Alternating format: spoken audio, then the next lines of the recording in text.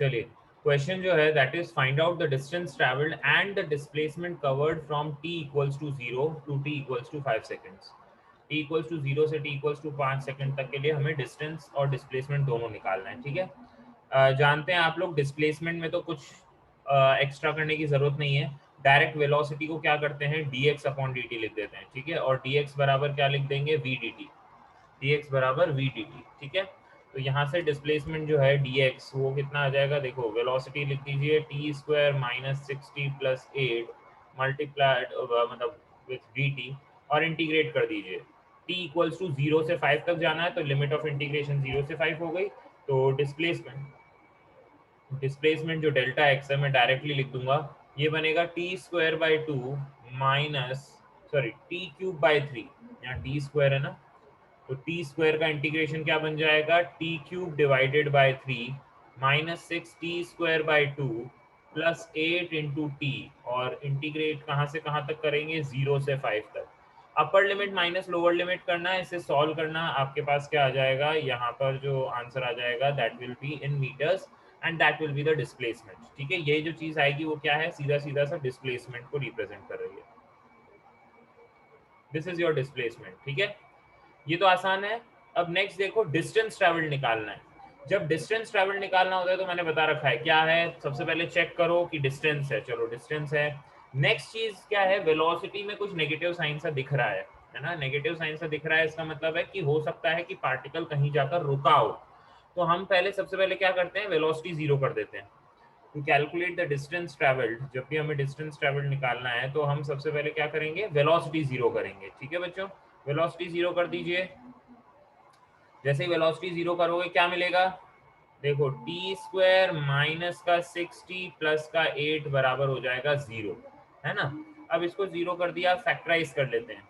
देखो ये बनेगा टी स्क्वायर माइनस, बोलो 4t minus 2t plus 8 is equals to 0, ठीक है। तो ये बन जाएगा t into T minus four minus का 2 into T minus four is equals to 0।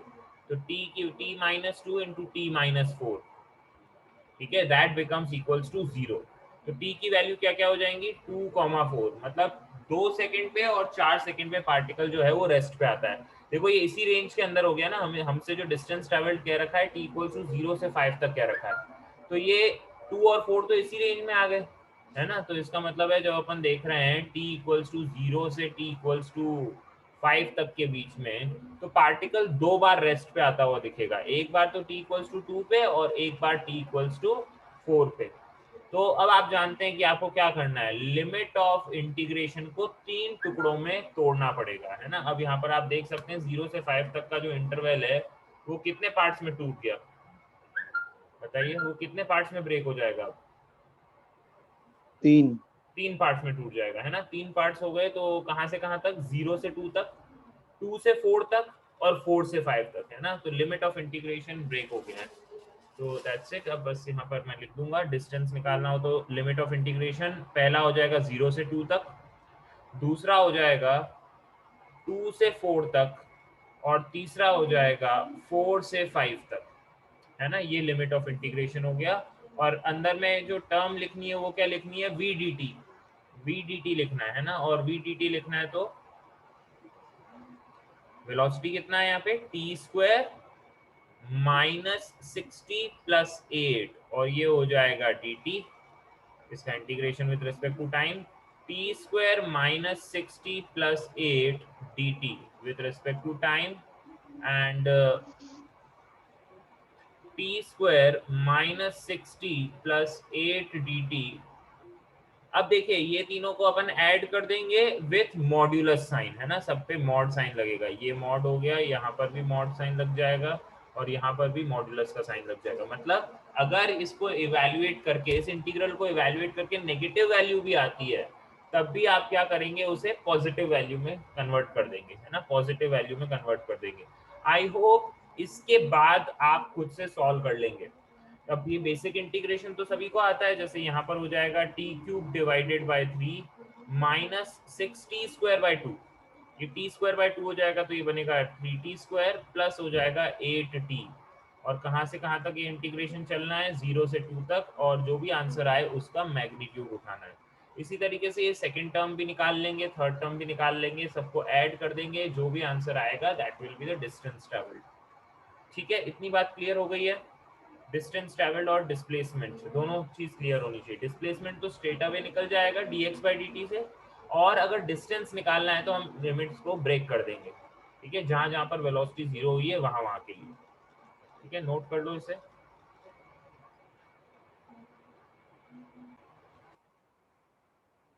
Next illustration देखिए कि इट इज गिवन कि एक्सेलरेशन की वैल्यू 2x के बराबर है। ठीक है, and it is given at x equals to 2, velocity की वैल्यू 3 है, और तो आपसे पूछा गया है find out the velocity when x की वैल्यू 5 हो जाए।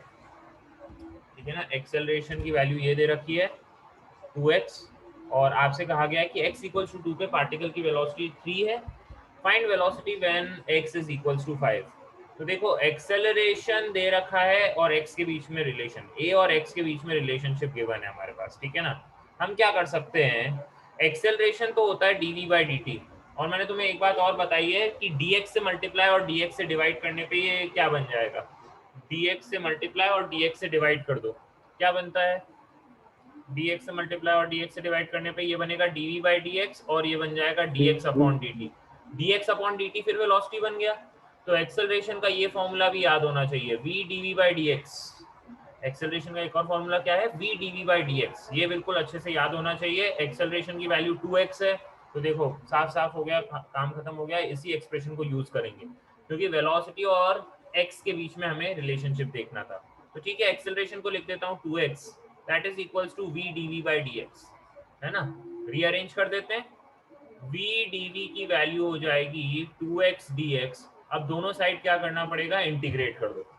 वेलोसिटी वाली टर्म्स एक साथ कर दी, x वाली टर्म्स एक साथ कर दी। अब देखो क्या दे रखा है, x इक्वल्स टू 2 पे रफ्तार थी 3, जब x की वैल्यू 2 थी तब वेलोसिटी की वैल्यू 3 थी, जब x की वैल्यू 5 हो गई तब उस टाइम पे वेलोसिटी की वैल्यू पूछ ली गई है हमसे। ठीक है, तो बस सिंपली इंटीग्रेट, v का इंटीग्रेशन क्या होगा, v² डिवाइडेड बाय 2, है ना, 3 से लेके v तक का इंटीग्रेशन। और ये देखो 2x का इंटीग्रेशन कर रहे हैं ना, तो 2 तो बाहर आ जाएगा, और इंटीग्रेशन में क्या बचेगा, x का इंटीग्रेशन क्या होगा, एक पावर बढ़ा दो और उतनी पावर से डिवाइड कर दो। ये कहां से कहां तक जाएगा, 2 से 5 तक, लिमिट ऑफ इंटीग्रेशन। देखो 2 से 2 तो कैंसिल आउट हो रहा है दोनों साइड, हटाओ उसको, तो यहाँ बनेगा v² minus 9 equals to 2 times 25 minus 4, है ना, upper limit minus lower limit कर दिया, 5 का स्क्वायर माइनस 2 का स्क्वायर, 21 2 जा 42। तो मेरे हिसाब से वेलोसिटी की वैल्यू हो जाएगी √51, है ना, 42 प्लस 9 कितना हो गया, 51, तो v की वैल्यू हो जाएगी √51। This is the answer. तो again use of calculus method. अब यहाँ पर हम एक्सेलरेशन का एक्सप्रेशन यूज करते हुए वेलोसिटी और डिस्प्लेसमेंट के बीच में हम रिलेट करने लगे हैं। ठीक है ना, तो ये भी याद रखना है आपको, लिख लो।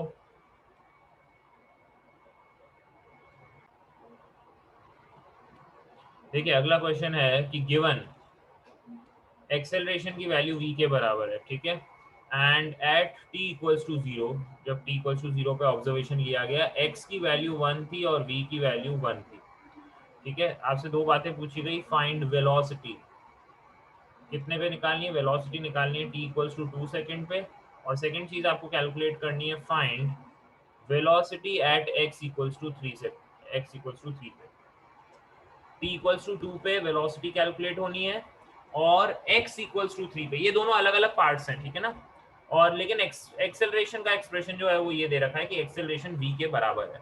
तो लेट अस सी, फर्स्ट वाले कंसेप्ट सॉल्व करते हैं। वेलोसिटी निकालना है t इक्वल्स टू 2 पे। तो देखो हमें जब वेलोसिटी और टाइम के बीच में रिलेशनशिप निकालना है तो हम जानते हैं एक्सेलरेशन को क्या लिख सकते हैं, dv/dt लिख सकते हैं। यहाँ पे वेलोसिटी और टाइम की टर्म्स में एक्सेलरेशन हो गया है ना, तो वेलोसिटी का differentiation with respect to time acceleration है, एक्सेलरेशन की वैल्यू v है, तो v बराबर हो जाएगा dv/dt, v बराबर dv/dt। I am simply rearranging, in terms को रीअरेंज कर दो, क्या मिलेगा, dv/v बराबर dt, है ना, रीअरेंज कर दिया मैंने, v को dv के नीचे ले गया और dt को अदर साइड पे भेज दिया। अब देखो हमारा काम बन गया, क्योंकि हमें वेलोसिटी और टाइम के बीच में ही तो रिलेशन देखना था। अब देखो t इक्वल्स टू 0 पे, देखो t इक्वल्स टू 0 पे रफ्तार कितनी थी 1, और t इक्वल्स टू 2 सेकेंड्स पे वेलोसिटी कितनी है v, हम नहीं जानते, वही तो निकालना है हमें। ठीक है, तो बताओ इसका इंटीग्रेशन dv बाई v, इसका इंटीग्रेशन क्या हो जाएगा 1 अपॉन v का इंटीग्रेशन ln v, है ना। कहां से कहां तक इंटीग्रेट करोगे 1 से v तक लेके जाओगे, dt का इंटीग्रेशन t हो जाएगा 0 से 2 तक, upper limit minus lower limit कर देते हैं, ln v minus ln 1 is equal to 2 minus 0, तो ये हो जाएगा 2, ln 1 बच्चों 0 होता है, ln 1 0 होता है, तो ये बन जाएगा ln v बराबर 2, तो v कितना हो जाएगा e रेस टू पावर 2, है ना। लॉग को जब उधर लेके जाते हैं तो e की पावर में चीज जो है वो चली जाती है, e की पावर, ठीक है ना, नोट कर लीजिए इससे।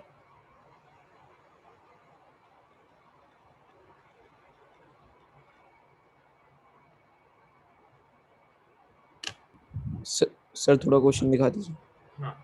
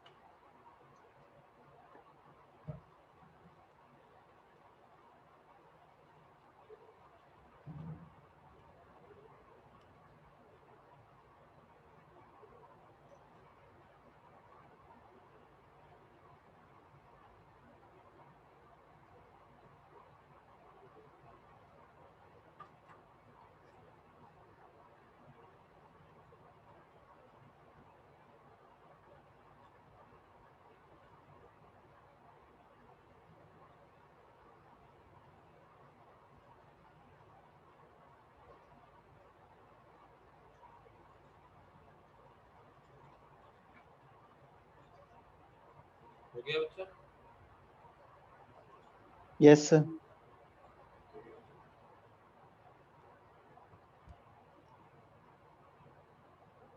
देखिए सेकंड पार्ट देखिए, वेलोसिटी निकालनी है x इक्वल्स टू 3, बताओ क्या करें, वेलोसिटी और x को रिलेट करना है। Sir v equals to dv by dx वाला, मतलब a इक्वल्स टू, एक्सेलरेशन बराबर v dv by dx, ठीक है। एक्सेलरेशन की वैल्यू किसके बराबर थी, देखो v के बराबर, तो लिख देता हूँ v बराबर v dv by dx। देखो v से v कैंसिल आउट हो गया, तो dv बराबर dx हो गया, बहुत आसान। इंटीग्रेट कर दो, x इक्वल्स टू 1 पे v1 था, x इक्वल्स टू 1 पे v की वैल्यू 1 थी, x इक्वल्स टू 3 पे वेलोसिटी की वैल्यू पूछिए। इंटीग्रेट कर देते हैं, dv का इंटीग्रेशन क्या हो जाएगा v 1 से v तक, dx का इंटीग्रेशन x 1 से 3 तक, तो v माइनस 1 अपर लिमिट माइनस लोअर लिमिट बराबर 3 माइनस 1, तो सॉरी ये 3 है, तो 3 माइनस 1, तो v की वैल्यू कितनी हो जाएगी 3 हो जाएगी, दैट्स इट। v की वैल्यू कितनी हो गई 3।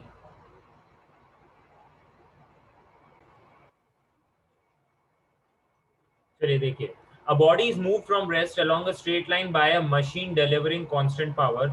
The distance moved by the body is proportional to what power of time?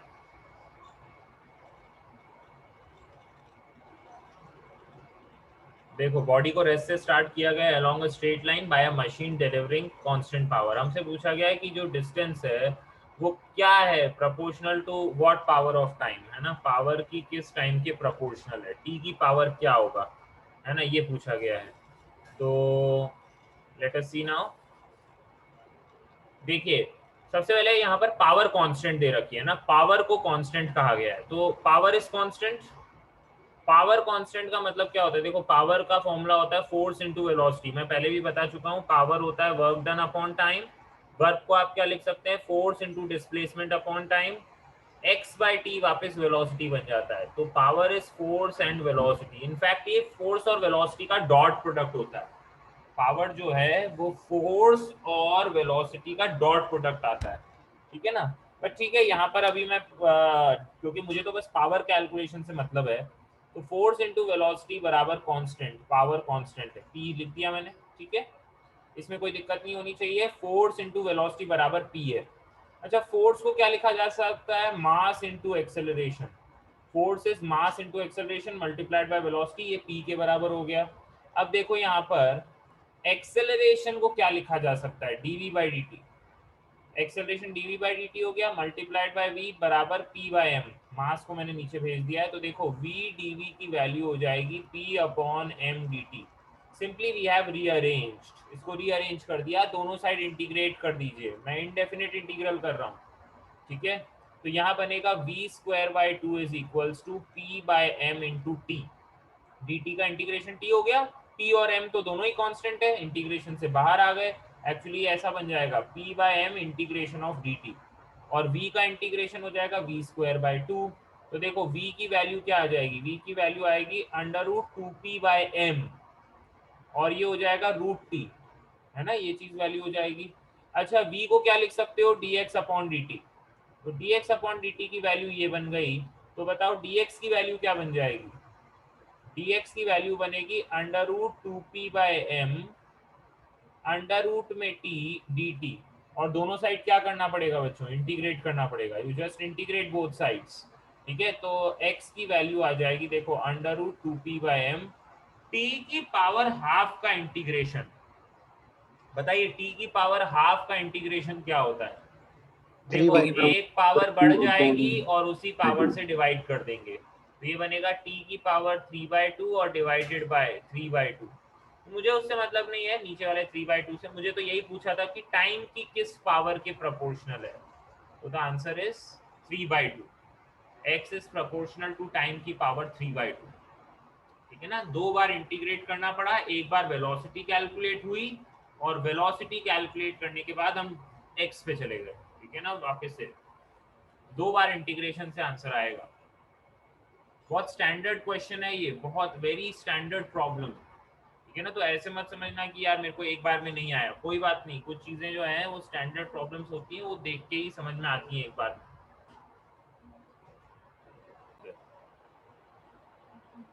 देखिए क्या रखा है, a particle is moving in the x direction such that display x की वैल्यू जो है, x कोऑर्डिनेट जो है वो इस फंक्शन से गिवन है, x जो है that is given by this function. Find out the displacement in first 4 seconds. शुरू के 4 सेकंड्स में डिस्प्लेसमेंट कितना हुआ है ये फाइंड आउट करना है, ठीक है। चलो स्टार्ट। ए पार्ट, सबसे पहले ए पार्ट की बात करूंगा। फर्स्ट 4 सेकंड्स मतलब मुझे देखना है t इक्वल्स टू 0 से t इक्वल्स टू 4 तक वो कहां तक गया है ना, t इक्वल्स टू 0 से t इक्वल्स टू 4 तक वो कहां गया है। तो लेट्स स्टार्ट। सबसे पहले t इक्वल्स टू 0 पे देख लेता हूं कि उसकी इनिशियल पोजीशन क्या थी, है ना। डिस्प्लेसमेंट निकालना है। डिस्प्लेसमेंट कैसे होता है, डिस्प्लेसमेंट क्या होता है, final position minus initial position, यही तो डिस्प्लेसमेंट होता है, फाइनल पोजीशन और इनिशियल पोजीशन माइनस कर दीजिए। चलिए इनिशियल पोजीशन निकालने के लिए t इक्वल्स टू 0 रख रहा हूँ, तो देखो 0 माइनस 0 प्लस 0 प्लस 2 आ जाएगा। तो इनिशियली उसकी जो पोजीशन थी वो 2 पे था वो पार्टिकल, और t इक्वल्स टू 4 पे फाइनली मैं देखूंगा कि पार्टिकल कहाँ है, क्योंकि हमें तो बस फाइनल पोजीशन और इनिशियल पोजीशन से मतलब होता है, किस पाथ से गया, t इक्वल्स टू 1 पे कहाँ था, 2 पे कहाँ था, 3 पे कोई मतलब नहीं है। t इक्वल्स टू 0 पे कहाँ खड़ा था, t इक्वल्स टू 4 पे कहाँ खड़ा था, उनके बीच में जो फाइनल डिस्प्लेसमेंट है वही हमें बताना है। तो फाइनल निकालने के लिए क्या करूं, x की वैल्यू 4 रख देता हूं, तो ये बनेगा 4 cube divided by 3 minus 5/2 into 2 2 जा 4 प्लस 6 2 जा 12 प्लस 2, कितना बनेगा ये देखो 64 डिवाइडेड बाय 3 माइनस का 10 प्लस का 14 इज 64/3 प्लस 4, तो ये क्या बन गया, what is it, this is equals to यहाँ पर 3 आ जाएगा, 64 plus 4 3s are 12, so this becomes what, 76 divided by 3, है ना, ये 76 divided by 3 हो जाएगा। अब आपको डेल्टा x निकालना है। हाँ क्या हुआ, कुछ गड़बड़ हो गई, सर कुछ गड़बड़ हो गई है। नहीं यहाँ पर ठीक है, 4 का स्क्वायर हो -5/2 और यहाँ पर 2 हो गया। हाँ ये सर 4 का स्क्वायर है वहाँ पे। सर स्क्वायर होगा यहाँ पर ना, टी स्क्वायर ओके है सर। टी स्क्वायर है, ओके ओके ओके, यहाँ पर एक 4 और आएगा, तो ये 4 का स्क्वायर होगा तो 8 5 से यहाँ 40 आ जाएगा, माइनस का 40। 40 आ जाएगा। यस ठीक सर। है, माइनस का 40 आ गया, तो यहाँ पर क्या बनेगा, इसको सॉल्व करके क्या आएगा, 64/3 माइनस का 26 है ना, तो दिस बिकम्स व्हाट, कितना आता है इसको सॉल्व करके, क्या आ रहा है? सर मैंने तो एंड में सॉल्व किया है। एंड में सॉल्व किया, ठीक है कोई बात नहीं। 26 into 3, so 6 3s are 18 and this becomes 78, तो ये कितना हो जाएगा, माइनस का 14/3 है ना, माइनस का 14/3 बन जाएगा। तो what is delta x, final position minus initial position, final position में से इनिशियल पोजीशन माइनस करनी पड़ेगी, क्या बनेगा बताओ? फाइनल पोजीशन से माइनस इनिशियल पोजीशन कर लेता हूँ, फाइनल पोजीशन कितना आ गया, माइनस का 14/3 और इनिशियल पोजीशन थी 2, तो ये कितना बन गया, व्हाट इज द डिस्प्लेसमेंट, 20/3।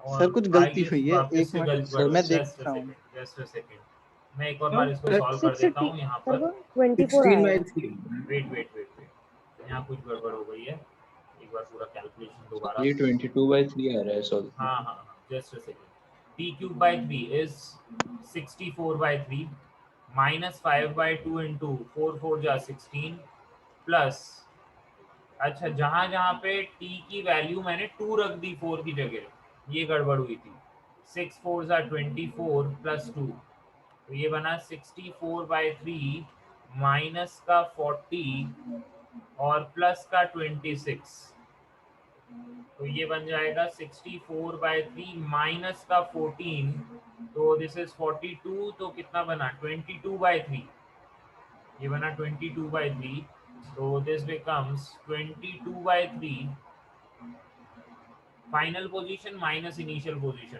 तो ये डिस्प्लेसमेंट कितना हो गया, final position minus initial position 16/3 16/3 है ना, ये हो गया 16/3, this is the answer, this is the displacement. ठीक है, वहां मैं 4 की जगह t=4 की जगह मैं t=2 सब्स्टिट्यूट कर रहा था, वो गड़बड़ हो गई थी।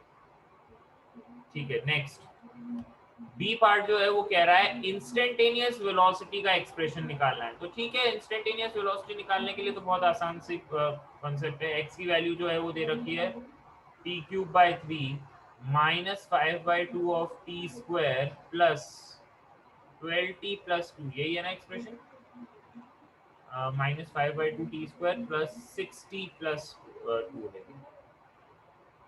ये है 6t प्लस 2 हो गया। ठीक है, तो वेलोसिटी निकालने के लिए क्या करना पड़ेगा, dx ओवर dt कीजिए, dx/dt कर दीजिए, तो ये क्या बन जाएगा 3t²/3, देखो 1/3 को तो नहीं छेड़ा, t³ का डिफरेंशिएशन कर दिया 3t² minus 5/2 of T square का डिफरेंशिएशन 2t प्लस 6 हो जाएगा, t का डिफरेंशिएशन 1 और 2 का डिफरेंशिएशन हो जाएगा 0, ये सब कैंसिल आउट होते हुए दिख गए, वेलोसिटी का एक्सप्रेशन हो गया t² माइनस 5t प्लस 6, ये हो गया वेलोसिटी। ठीक है, थर्ड चीज पूछी है कि the time eight which velocity becomes zero, तो वेलोसिटी जीरो कब कब होगी, उसके लिए v का एक्सप्रेशन जीरो के बराबर कर देंगे, t² माइनस 5t प्लस 6 की वैल्यू जीरो कर दो, क्या बनेगा t² minus 2t minus 3t plus 6 बराबर जीरो, तो t into T minus 2 minus 3 into T minus 2 is equal to zero, तो t की वैल्यू 2 और 3 आ जाएगा,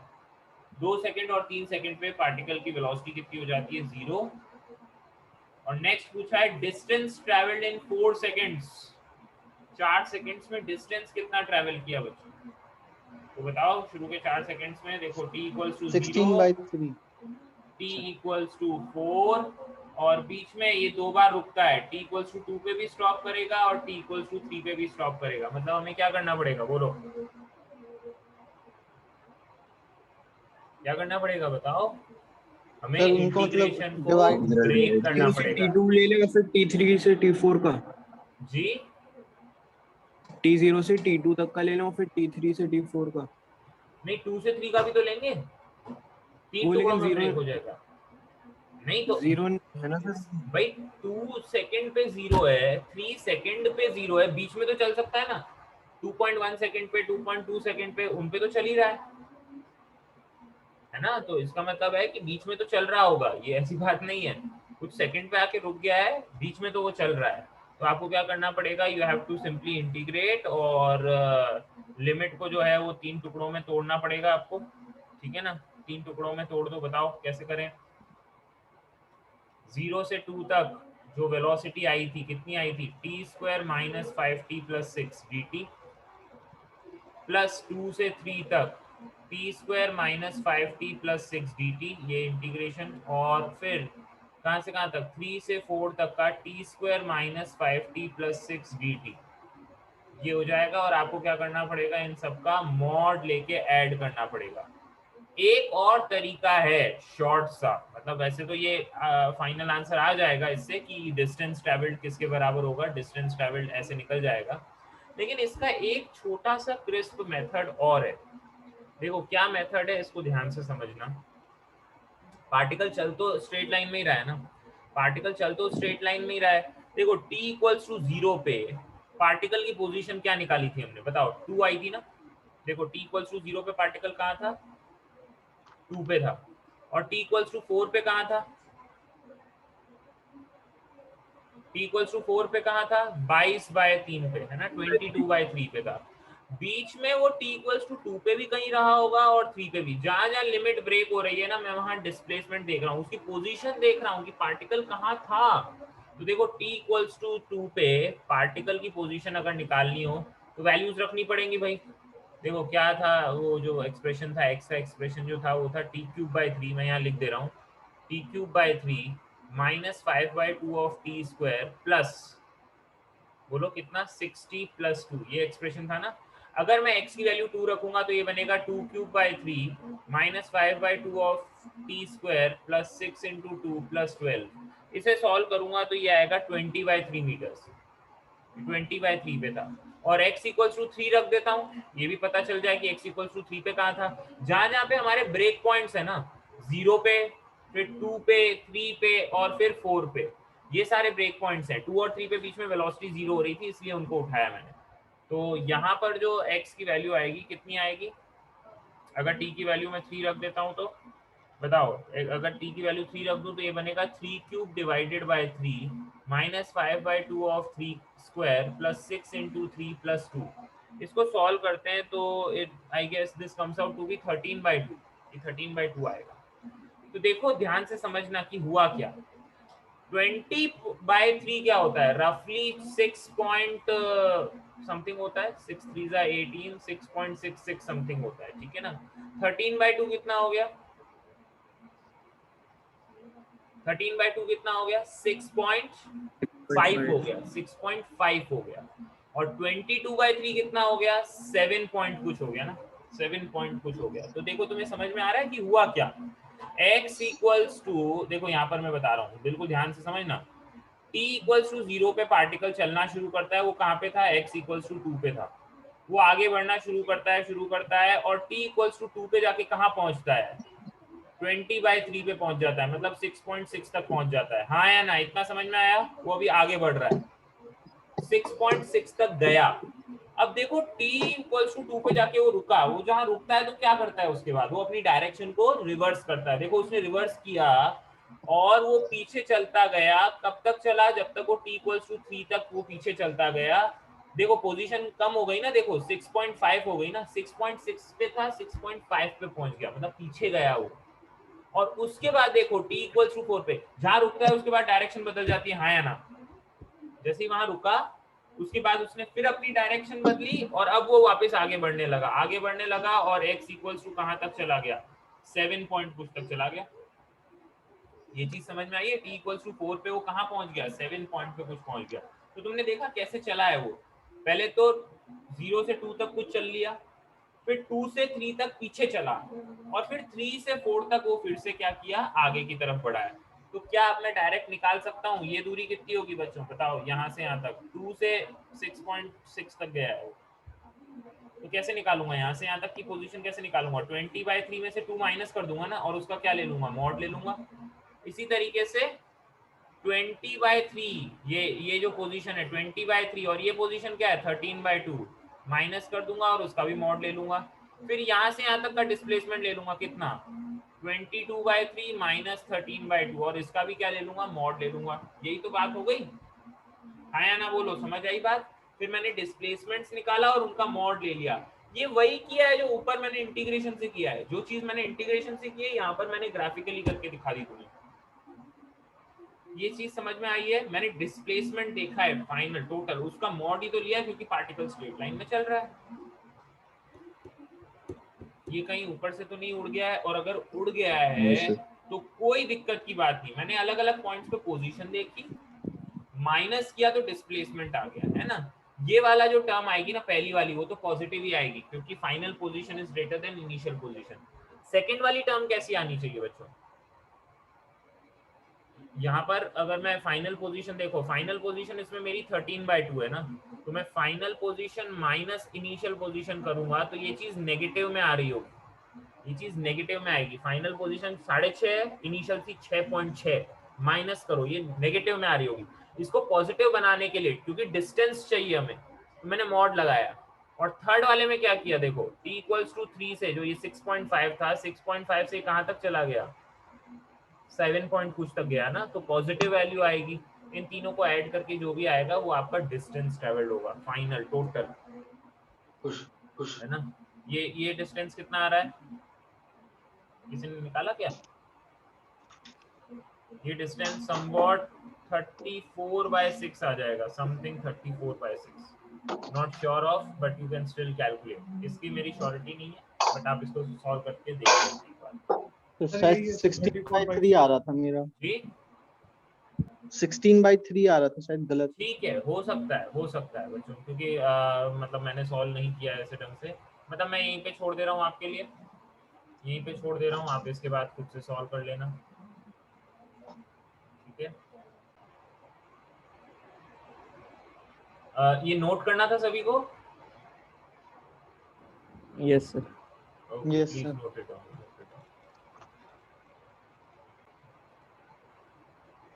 बहुत शानदार सवाल, देखो the velocity of a particle is given as this expression v equals to t square minus 4t plus 3.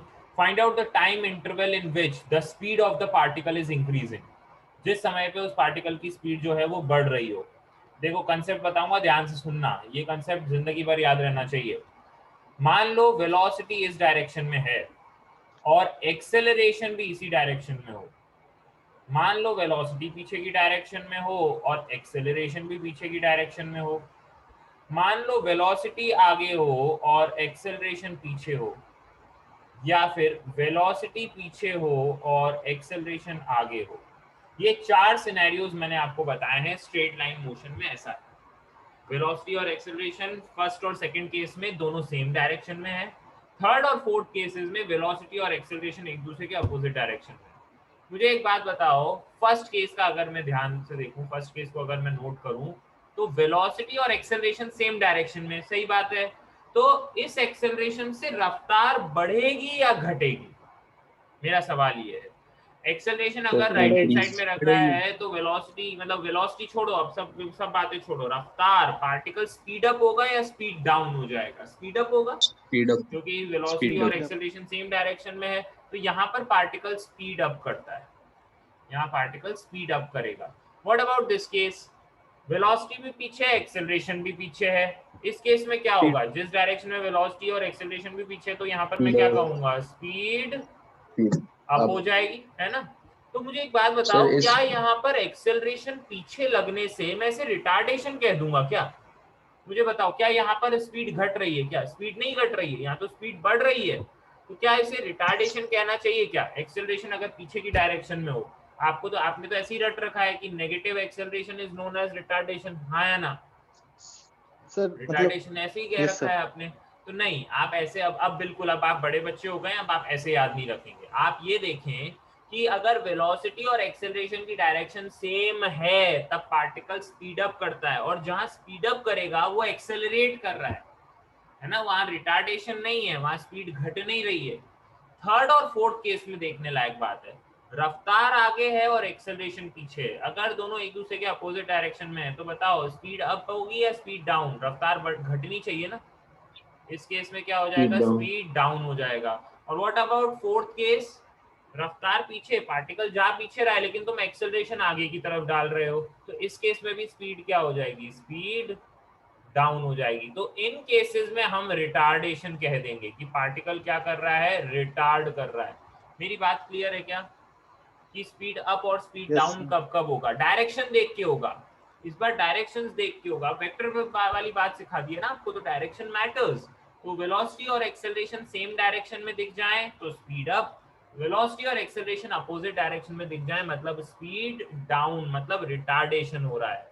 तो एक बात समझिए, सवाल में पूछा है कि किस समय पे पार्टिकल की स्पीड बढ़ रही होगी, पार्टिकल की स्पीड बढ़ानी है, मतलब स्पीड अप वाली बात है।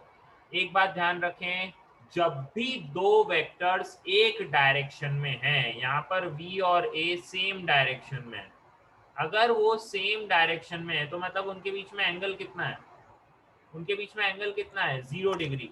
तो अगर मैं v डॉट a करूंगा, बच्चों डॉट प्रोडक्ट पे आ गया हूं मैं, v डॉट a करूंगा तो v का मैग्नीट्यूड a का मैग्नीट्यूड cos 0, तो ये क्या बनेगा बच्चों, cos 0 कैसा होता है, +1, तो ये हो जाएगा v इंटू ए, ये पॉजिटिव टर्म आएगी क्योंकि v का भी मैग्नीट्यूड a का भी मैग्नीट्यूड। तो बच्चों इस केस में क्या होगा, v डॉट a जो है पॉजिटिव टर्म आनी चाहिए, मतलब ग्रेटर देन 0। तो जब ग्रेटर देन 0 डॉट प्रोडक्ट आता है तब पार्टिकल की स्पीड बढ़ती है। स्पीड अप कब करेगा पार्टिकल, जब डॉट प्रोडक्ट पॉजिटिव आ जाए। डॉट प्रोडक्ट पॉजिटिव का मतलब समझ गए हो, डॉट प्रोडक्ट पॉजिटिव कब आता है, जब v डॉट a मतलब जब दोनों सेम डायरेक्शन में आ जाएं। व्हाट अबाउट अगर दोनों अपोजिट डायरेक्शन में आ जाएं बच्चों, what about if v and a are in opposite directions, दोनों अपोजिट डायरेक्शन में, तो थीटा कितना हो गया, जल्दी बोलें, 180 डिग्रीज हो गया, 180 डिग्रीज हो गया। अब v डॉट a करूंगा तो क्या मिलेगा, वेलोसिटी का मैग्नीट्यूड, एक्सेलरेशन का मैग्नीट्यूड cos 180, cos 180 क्या होता है, -1, ये -1 होता है, तो यहाँ मिल जाएगा माइनस का v इंटू ए, वेलोसिटी का मैग्नीट्यूड, एक्सेलरेशन का मैग्नीट्यूड, नेगेटिव साइन आ गया है, तो बच्चों इस केस में क्या हो जाएगा, डॉट प्रोडक्ट कैसा आ जाएगा, डॉट प्रोडक्ट लेस देन 0 आ जाएगा। और लेस देन 0 आने का मतलब है कि पार्टिकल क्या करेगा, स्पीड डाउन करेगा। क्या इसका ये मतलब है कि एक्सेलरेशन पीछे लग रहा होगा, क्या इसका मतलब ये होता है कि एक्सेलरेशन No, पीछे sir. ही लग रहा है, नहीं ऐसा नहीं है, हो सकता है एक्सेलरेशन आगे हो लेकिन फिर रफ्तार उस केस में पीछे हो। तो इससे आप ये जजमेंट नहीं देते हैं कभी भी, स्पीड डाउन से ये जजमेंट मत दे देना कि एक्सेलरेशन तो नेगेटिव एक्स में लग रहा होगा, no, acceleration can act also in positive X direction, उस केस में वेलोसिटी पीछे होगी, है ना। तो स्पीड अप और स्पीड डाउन का कंसेप्ट आप इस बात से याद ना रखें कि एक्सेलरेशन पीछे लग रहा है, नो, एक्सेलरेशन आगे भी लग सकता है और स्पीड डाउन हो सकती है। एक्सेलरेशन पीछे लगते हुए भी स्पीड अप हो सकता है पार्टिकल, जैसे सेकंड केस है, यहाँ पर एक्सेलरेशन पीछे लग रहा है लेकिन फिर भी स्पीड अप हो रहा है। तो it depends upon the direction of both, acceleration और वेलोसिटी दोनों की डायरेक्शन पे चीजें डिपेंड करेगी, एक के ऊपर नहीं करेगी, ठीक है। अब देखो मैं यहाँ पर वेलोसिटी और एक्सेलरेशन का डॉट प्रोडक्ट लूंगा, तो पहले तो वेलोसिटी देख लेता हूँ। वेलोसिटी लिखी हुई है t square minus 4t plus 3, acceleration कैसे निकालोगे, dv बाई dt से, dv बाई dt से, तो ये क्या मिलेगा 2t माइनस 4, है ना, 3 का तो 3 कांस्टेंट है, 0 हो जाएगा। अब मैं कह रहा हूँ कि ध्यान से देखिए, वेलोसिटी को और कैसे लिखा जा सकता है, T square minus 3t minus T plus 3, t into T minus 3 minus 1 into T minus 3, तो ये बन जाएगा t minus 1 into T minus 3, है ना। ये वेलोसिटी को मैंने ऐसे लिख दिया। अच्छा एक्सेलरेशन को और अच्छे से कैसे लिख सकता हूँ, 2 इंटू टी माइनस 2। अब सोचो एक्सेलरेशन और वेलोसिटी का dot product v dot A अगर ग्रेटर देन 0 हो जाए तो पार्टिकल स्पीड अप करेगा, नहीं तो स्पीड डाउन करेगा। तो v डॉट ए कर दे रहा हूँ, t minus T minus 1, t माइनस 3 और 2 टाइम्स t माइनस 2, ये ग्रेटर देन 0 होना चाहिए, ये फैक्टर ग्रेटर देन 0 होना चाहिए। अब मैं तुम्हें समझा दे रहा हूँ, इसे हम कहते हैं इनइक्वालिटी की इक्वेशन, ये इनइक्वालिटी है। आप इक्वेशंस तो पढ़ चुके हैं छोटी क्लास में, अब ये इनइक्वालिटी है, इसको सॉल्व कैसे करते हैं। ये जो ब्रैकेट की टर्म्स है ना, t माइनस 1, t माइनस 2, सर बता t दिया माइनस 3, गौरव सर ने बता दिया है, गुड। तो यस आपको क्या करना है, अच्छा यहाँ पे मेडिकल वाले बच्चे भी हैं थोड़े, तो मैं उन्हें भी बताऊंगा, तो उन्हें आप नंबर लाइन पे प्लॉट कर लोगे, नंबर लाइन पे ये जो ब्रैकेट वाली चीज है ना, तो यहाँ पर देखो हर एक को 0 पुट करके देखो, जैसे t माइनस 1 को 0 पुट करो तो वैल्यू क्या आ जाएगी, t इक्वल्स टू 1। t माइनस 3 को 0 पुट करो तो क्या आ जाएगी, t इक्वल्स टू 3। t माइनस 2 को, सारे ब्रैकेट्स को 0 पुट करो तो क्या आ जाएगा, t इक्वल्स टू 2।